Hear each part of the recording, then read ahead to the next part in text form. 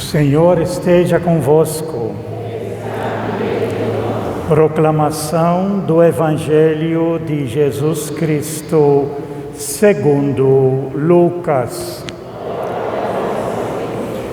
Naquele tempo, os publicanos e pecadores aproximavam-se de Jesus para o escutar.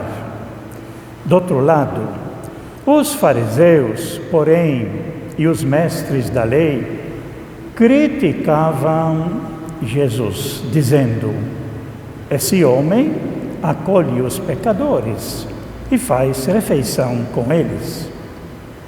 Então Jesus contou-lhes essa parábola. Um homem tinha 2 filhos. O filho mais novo disse ao pai: Pai, dá-me a parte da herança que me cabe. E o pai dividiu os bens entre eles. Poucos dias depois, o filho mais novo juntou o que era seu e partiu para um lugar distante. E ali esbanjou tudo numa vida desenfreada. Quando tinha gasto tudo o que possuía, houve uma grande fome naquela região e ele começou a passar necessidade. Então foi pedir trabalho a um homem do lugar que o mandou para seu campo cuidar dos porcos. O rapaz queria matar a fome com a comida que os porcos comiam, mas nem isso lhe davam. Então caiu em si e disse: quantos empregados do meu pai têm pão com fartura, e eu aqui, morrendo de fome? Vou-me embora, vou voltar para meu pai e dizer-lhe: Pai, pequei contra Deus e contra ti, já não mereço ser chamado teu filho. Trata-me como um dos teus empregados. Então ele partiu e voltou para seu pai. Quando ainda estava longe, seu pai o avistou e sentiu compaixão. Correu-lhe ao encontro, abraçou-o e cobriu de beijos. O filho então lhe disse: Pai, pequei contra Deus e contra ti, já não mereço ser chamado teu filho. Mas o pai disse aos empregados: trazei depressa a melhor túnica para vestir meu filho, e colocai um anel no seu dedo e sandálias nos pés. Trazei um novilho gordo e matai-o. Vamos fazer um banquete. Porque este meu filho estava morto e tornou a viver, estava perdido e foi encontrado. E começaram a festa. O filho mais velho estava no campo. Ao voltar, já perto de casa, ouviu música e barulho de dança. Então chamou um dos criados e perguntou o que estava acontecendo. O criado respondeu: é teu irmão que voltou. Teu pai matou o novilho gordo, porque o recuperou com saúde. Mas ele, o filho mais velho, ficou com raiva e não queria entrar. O pai, saindo, insistia com o filho mais velho. Ele, porém, respondeu ao pai: eu trabalho para ti há tantos anos, jamais desobedeci a qualquer ordem tua, e tu nunca me deste um cabrito para eu festejar com meus amigos. Quando chegou este teu filho, que esbanjou teus bens com prostitutas, matas para ele o novilho cevado. Então o pai lhe disse: filho, tu estás sempre comigo, e tudo que é meu é teu. Mas era preciso festejar e alegrar-nos, porque este teu irmão estava morto e tornou a viver. Estava perdido e foi encontrado. Palavra da salvação.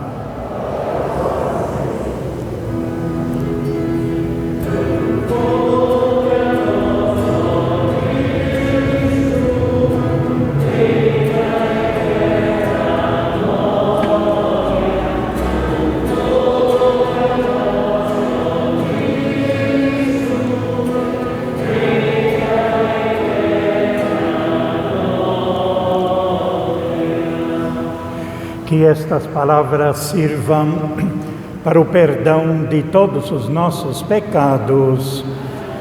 Podemos ficar sentados. Nós estamos no 4º domingo da Quaresma. Domingo que vem já vai ser o último, o 5º. Mas recordando um pouquinho o processo que acontece nesta Quaresma, para descobrir o que é que está por trás desse ano das leituras tiradas do Evangelho de Lucas, o ano C. No primeiro domingo da Quaresma apresentou Jesus, o enviado do Pai, guiado pelo Espírito, portanto pode ser chamado o homem espiritual, o homem que se guia pelo Espírito de Deus. Ele consegue vencer o opositor, que é chamado o diabo, ou Satanás, ou a antiga serpente, ou então no Apocalipse o dragão, é a mesma coisa. Ele vence. E essa vitória, ela já nos anuncia a sua vitória lá no final, com a sua ressurreição. A vitória sobre o pecado, sobre o mal. No segundo domingo, nós vimos a leitura da transfiguração de Jesus, onde uma visão, segundo a interpretação de Mateus, ele fala uma visão daquilo que vai acontecer no dia da ressurreição, a vitória de Jesus. E é por isso, se esse Jesus, enviado do Pai, guiado pelo Espírito de Deus, o homem espiritual, se nós agora, escutem o que ele diz, se nós seguimos ele e ouvimos ele, como ele também nós vamos vencer. Nós vamos sair vitoriosos, mas tem que seguir o projeto de Jesus. Não mais o projeto de Moisés e de Elias, que já está ultrapassado, já serviu, foi muito importante para a época, mas agora ouvir ele, o escolhido do Pai. E esse escolhido do Pai, no terceiro domingo da Quaresma, vai aparecer como aquele jardineiro que disse, na cabeça dos fariseus, a ideia de ser pai era: não produz frutos, corta, arranca. Enquanto o jardineiro, ele vai dizer, o vinhateiro, na realidade chamado vinhateiro, que é Jesus, vai dizer: vamos mais um ano, vamos esperar. Eu, que fui enviado pelo Pai verdadeiro, não esse pai dos doutores da lei e fariseus que quer se vingar daqueles que se erraram. Eu, o enviado do Pai, eu vou cuidar, eu vou colocar mais água, eu vou colocar mais adubo. Quem sabe, seguindo o meu exemplo, essa árvore dá fruto. Quem sabe esse povo bem tratado faz o amor acontecer, faz a fraternidade acontecer na vida entre as pessoas. É a visão que Jesus nos trouxe, daquele que cuida, daquele que zela, daquele que não quebra o caniço rachado, mas tenta consertá-lo e fazê-lo crescer, assim como Jesus Cristo fez em toda a sua vida, de curar os doentes, os fracos, os marginalizados, que na ideia dos doutores da lei e fariseus, esse povo que não obedecia à lei, disse o sumo sacerdote, todos eles não prestam, todos eles devem morrer, todos eles devem ir para o inferno. Essa é a ideia dos doutores da lei e dos fariseus, que agora aparece na nossa leitura de hoje. O capítulo 15 de Lucas, nós temos para entender essa nossa leitura, ler também as duas outras parábolas, que nós vamos ler ainda mais adiante, a leitura completa, mas para entender o Evangelho de hoje, nós precisamos mencionar um pouquinho, né, a situação. Então, Jesus agora, ele aproximam-se dele, diz o texto, os publicanos, que eram pecadores públicos. Publicanos eram os cobradores de impostos, que eram considerados pecadores, mal vistos pelas autoridades, mal vistos pelos doutores da lei e pelos fariseus, e junto com os pecadores, procuram ouvir Jesus. Isso que é interessante. O pecador, o marginalizado, aquele que é recusado, aquele que é jogado no inferno, aquele que é considerado como herege, eles procuram Jesus. Não procuram os seus mestres, doutores da lei e fariseus. Não procuram os seus mestres, porque esses mestres os jogavam no inferno. Jesus os aceitava de braços abertos. Por quê? Porque Jesus já disse: eu não vim para salvar os que se acham justos, perfeitos. Eu vim para salvar aqueles que foram perdidos, os pecadores. E por isso, Jesus tem um carinho especial, porque quer ajudá-los. E esse pessoal percebe, capta esta mensagem da aceitação de Jesus. E por isso, os publicanos, cobradores de impostos, quer dizer, e pecadores aproximam-se de Jesus para o escutar. Jesus tem algo diferente. A mensagem de Jesus é diferente. A mensagem de Jesus é acolher, não expulsar. A mensagem de Jesus é receber, não condenar. E é por isso que procuram Ele. Do outro lado, tem lá também presentes os fariseus e os mestres ou doutores da lei que criticavam Jesus. Esse homem, Jesus, acolhe os pecadores e faz refeição com eles. A crítica que os doutores da lei e os fariseus fazem da atitude de Jesus. Não só os pecadores, eles se aproximam de Jesus para ouvi-lo, mas ele está à mesa com eles, à mesa, almoçando juntos, fazendo refeição juntos. E na mentalidade judaica, quando você convida alguém para fazer a refeição, é que faz parte, porque estranho não senta à mesa junto, recusado, abandonado, não senta à mesa juntos. Mas para Jesus, Ele quer salvar a todos, e Ele senta com todos, todos que são de boa vontade, todos que querem procurar o sentido e viver o sentido verdadeiro da vida. E aí Jesus conta 3 parábolas, da qual a terceira nós lemos, mas aqui entre as 2 parábolas, daquela que nós chamamos o pastor, que dizem ovelhas, perde uma, e ele vai atrás dela. Deixa os 99 e vai atrás daquela que se perdeu. Por isso que Deus mandou o seu Filho ao mundo para vir atrás daqueles que estão perdidos e trazê-los à vida de novo, para fazer, como disse a primeira leitura, a sua Páscoa, a sua conversão, para recuperar a vida. E aí diz a leitura, diz o Evangelho: haverá mais alegria no céu por um pecador que se converte do que pelos 99 que não precisam de conversão. Por isso que hoje é chamado Domingo da Alegria.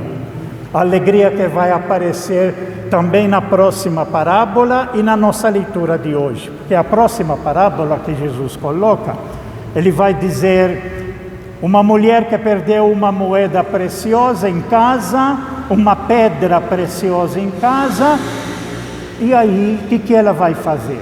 Ela faz de tudo.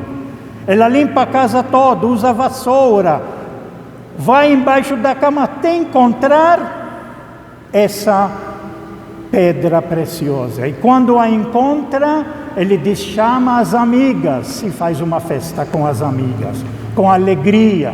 Haverá mais alegria no céu com um pecador que se converte do que... Aí ele não completa nessa segunda parte, mas o tema é a alegria. E aí entra a nossa parábola. A nossa parábola, que é chamada, conhecida como parábola do filho pródigo, mas na realidade o sentido maior dessa parábola tem a ver com quem é o verdadeiro Deus. Se nós não tivermos no nosso coração e na nossa cabeça quem é o verdadeiro Deus, pode rezar à vontade, pode rezar dia e noite, pode não parar de rezar, que não vai dar certo. Tudo será falso.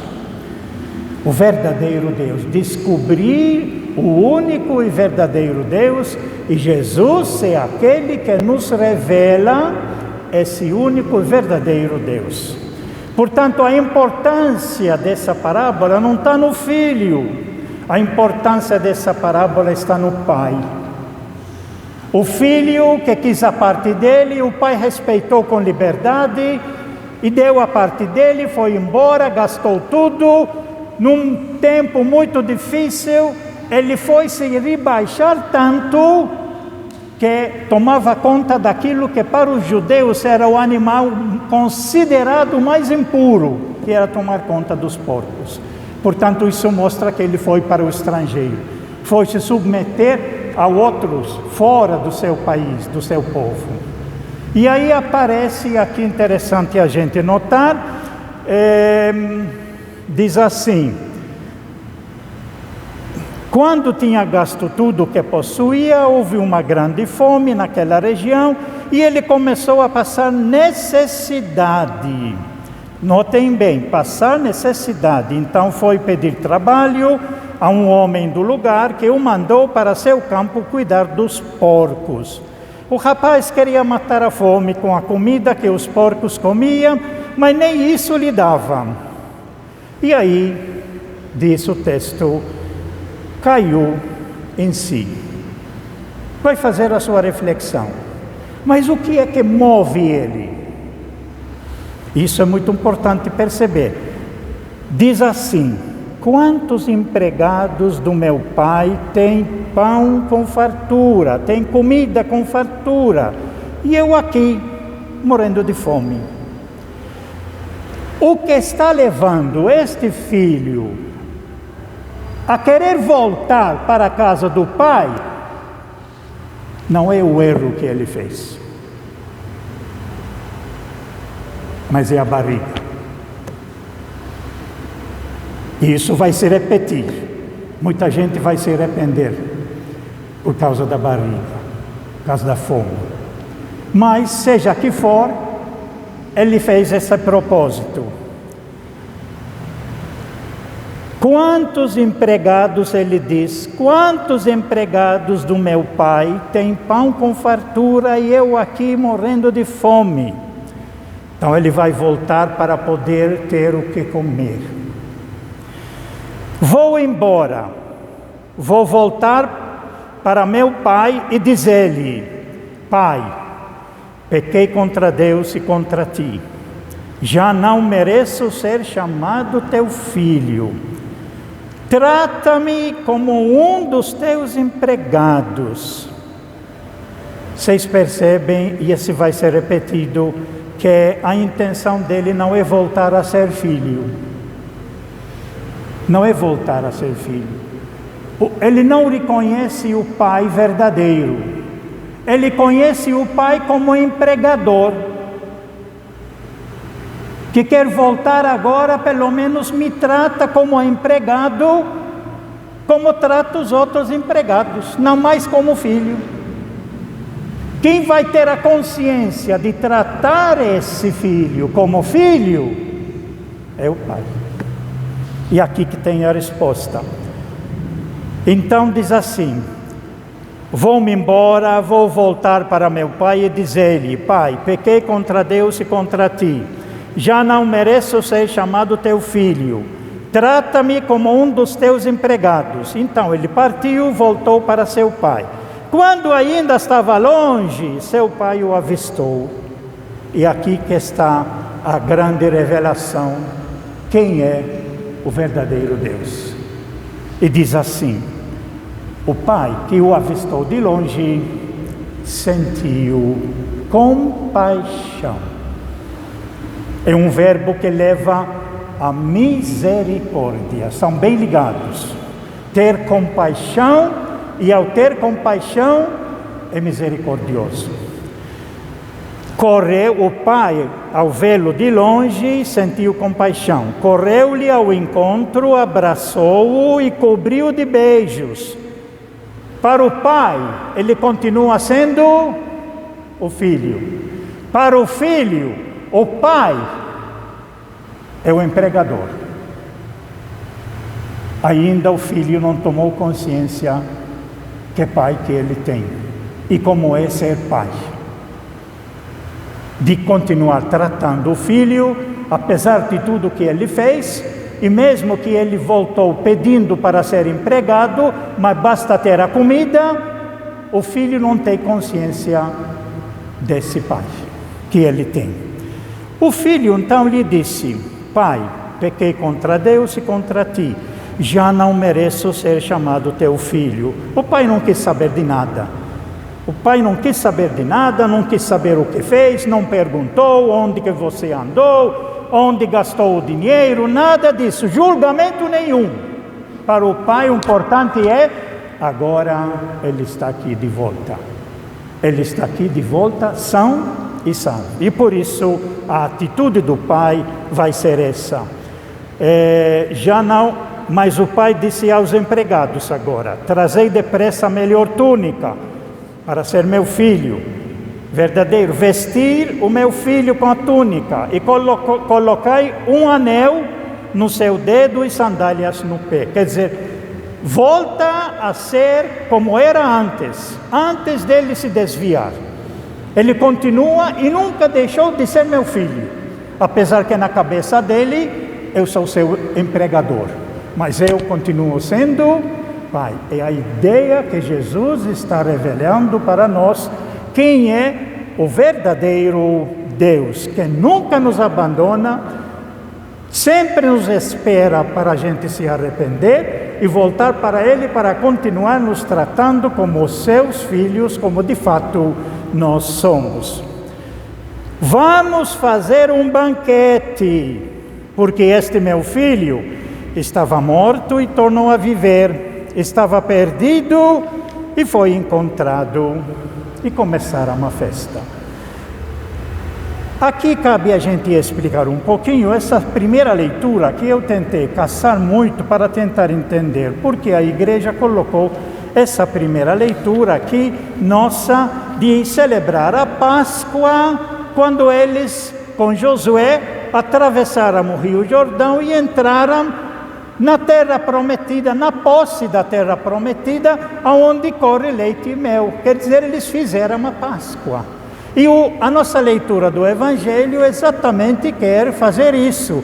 Aquele que estava perdido voltou e agora está celebrando a sua Páscoa, a sua passagem da morte para a vida, agora de volta no seio do Pai.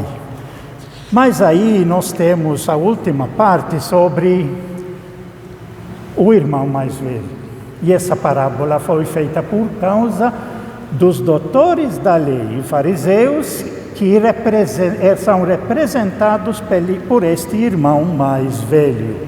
O filho mais velho estava no campo, voltou de casa, ouviu, o texto original ele fala, ouviu uma sinfonia.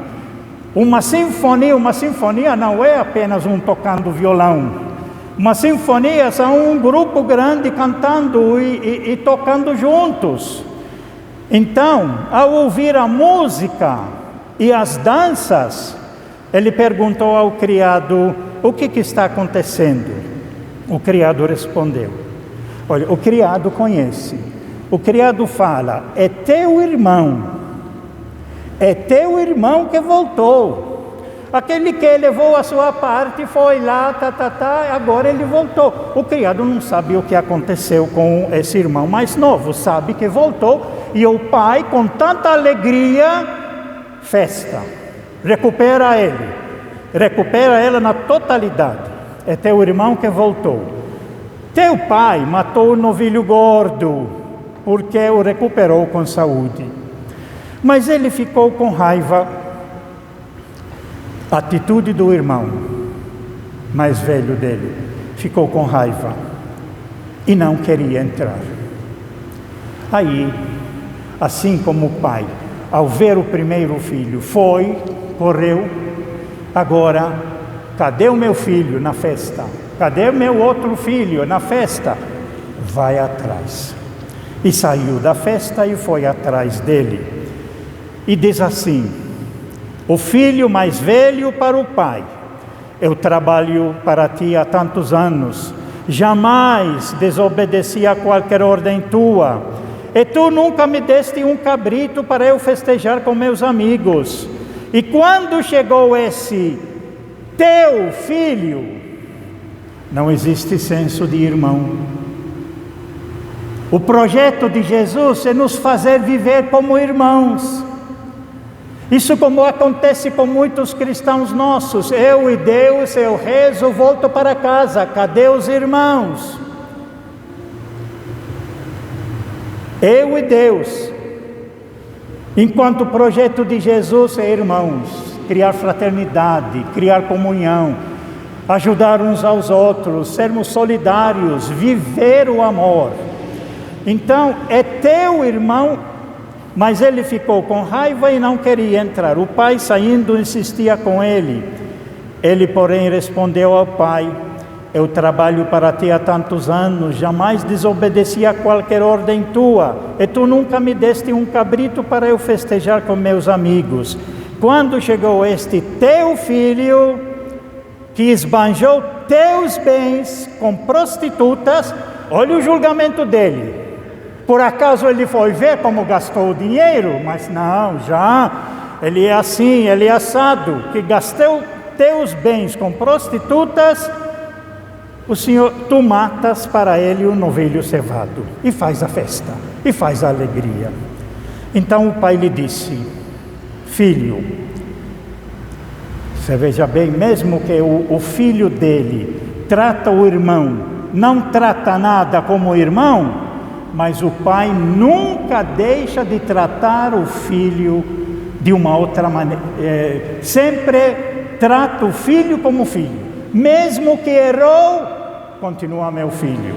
Mesmo esse agora julgando o irmão, continua tratando ele como filho. Filho, tu estás sempre comigo, e tudo que é meu é teu. Mas era preciso festejar e alegrar-nos. Olha, festejar e alegrar. O homem que perdeu uma ovelha, quando voltou, chamou os amigos e festejou com eles. A mulher que perdeu a moeda perdida, ela voltou, achou e convidou as amigas e festejou com elas. Agora o pai perdeu um filho e recuperou. Era preciso festejar. Era preciso festejar e alegrar-nos, porque este teu irmão, ele é teu irmão. Este teu irmão estava morto e tornou a viver. Estava perdido e foi encontrado.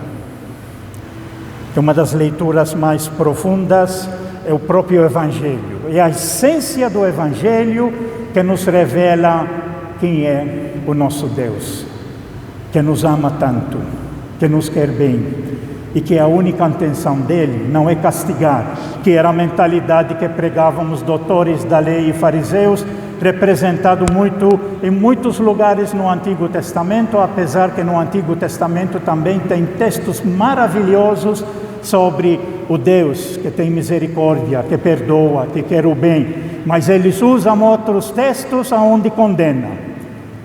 É uma maravilha esse texto para mostrar quem é o único e verdadeiro Deus. Quer o bem sempre a seus filhos. Quer que os filhos aprendam a viver como irmãos. Parece que os dois são empregados. Parece que eles não têm consciência de quem é o verdadeiro pai, que sempre quer o bem aos dois, aos filhos, sempre quer o bem. Mas na cabeça deles, o que me interessa do meu pai é o dinheiro. Me dá parte da herança. E o outro está preocupado. Agora voltou, a parte dele já gastou. Com certeza vai pegar uma outra parte minha. E aqui que entra então a nossa segunda leitura da conversão que São Paulo fala.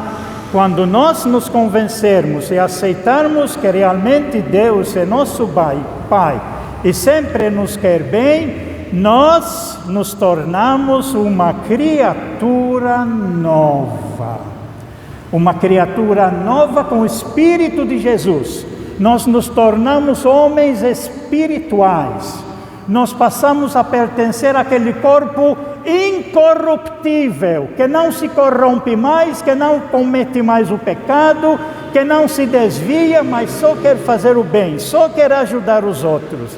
Essa é a reflexão de São Paulo, que ele coloca, criaturas novas. E se somos criaturas novas, a nossa tarefa é ajudar as pessoas para se reconciliarem entre si e se reconciliarem com Deus. É uma das grandes missões nossas, não só do Padre, mas de todo seguidor de Jesus Cristo, sendo uma criatura nova, guiado pelo Espírito de Deus, portanto, homens espirituais, homens e mulheres espirituais, guiados pelo Espírito de Deus, para ajudar a construir o amor, a comunhão, a partilha, a fraternidade, e vivermos, com certeza, se for assim fizermos, vivermos em paz uns com os outros. Louvado seja nosso Senhor Jesus Cristo.